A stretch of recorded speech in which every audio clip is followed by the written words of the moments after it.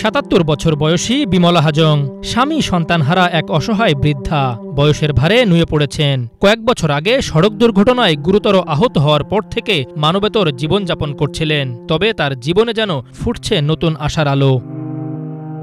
নেত্রকোনার কলমাকান্দা উপজেলার উত্তর লেঙ্গুড়া গ্রামের বিমলা হাজংয়ের মাথা গোজার ঠাঁই বলতে ছিল ভাঙা টিনের বেড়া, তার উপর ঝুঁকিপূর্ণ চালার ছোট্ট কুড়েঘর। বিষয়টি নজরে আসে বিএনপির আইন বিষয়ক সম্পাদক ও জাতীয়তাবাদী আইনজীবী ফোরামের মহাসচিব ব্যারিস্টার কায়সার কামালের।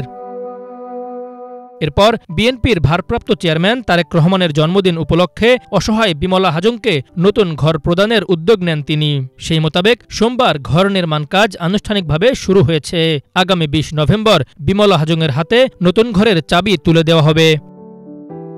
স্থানীয় স্বেচ্ছাসেবী সংগঠন কলমাকান্দা পরিবারের মাধ্যমে কয়েকদিন আগে তার দুর্বিষহ জীবনযাপনের খবর প্রকাশ হয়। পরে বিএনপির কেন্দ্রীয় নেতা ব্যারিস্টার কায়সার কামাল ব্যক্তিগত উদ্যোগে বিমলা হাজংয়ের জন্য একটি নতুন ঘর নির্মাণের সিদ্ধান্ত নেন। তিনি বলেন, মানুষের প্রতি মানবিক দায়িত্ববোধই আমাদের শক্তি।